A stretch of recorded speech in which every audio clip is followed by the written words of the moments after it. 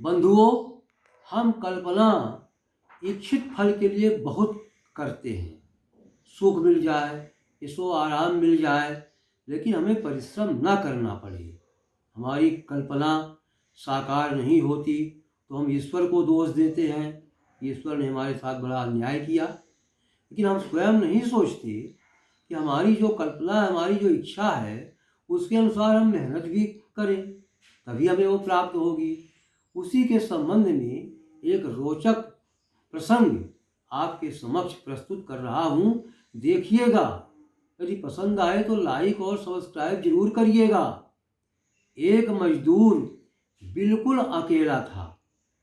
कभी आवश्यकता होती तो मजदूरी कर लेता, तो कभी यूं ही रह जाता।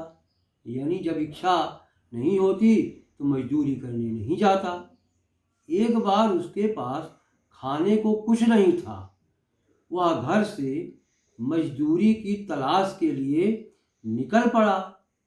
गर्मी का मौसम था, बहुत तेज धूप थी। उसे एक व्यक्ति दिखाई दिया जिसने एक भारी संदूक उठा रखा था। उसने उस व्यक्ति से पूछा, क्या आपको मजदूर चाहिए? उस व्यक्ति को मजदूर की आवश्यकता भी थी, इसलिए उसने संदूक मजदूर को उठाने के लिए दे दिया।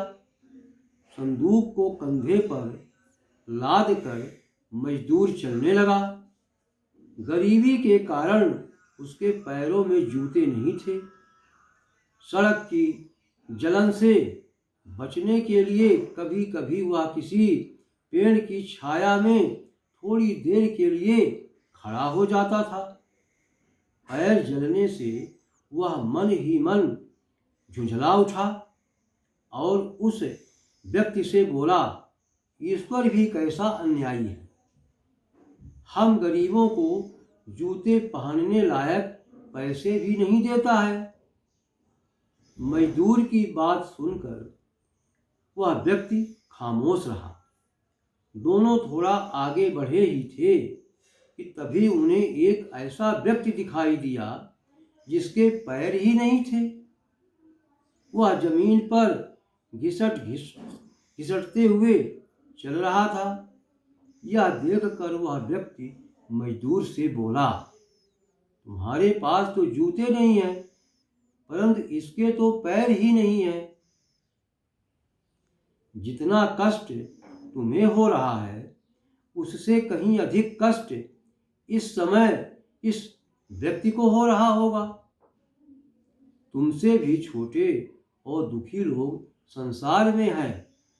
तुम्हें जूते चाहिए तो अधिक मेहनत करो, परिश्रम करो। हिम्मत हार कर ईश्वर को दोष देने की क्या जरूरत है? ईश्वर ने नगद पैसे तो आज तक किसी को भी नहीं दिए, लेकिन मौके सभी को बराबर दिए।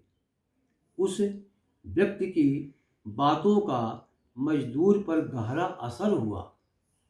वह उस दिन से अपनी कमियों को दूर कर अपनी योग्यता व मेहनत के बल पर बेहतर जीवन जीने का प्रयास करने लगा।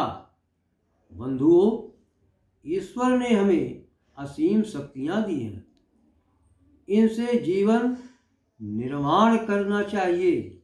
यानी हम अपने तन को जाया न करें, फालतू समय बर्बाद न करें, परिश्रम करें और परिश्रम के आधार पर अपने सपनों को फलीभूत करें।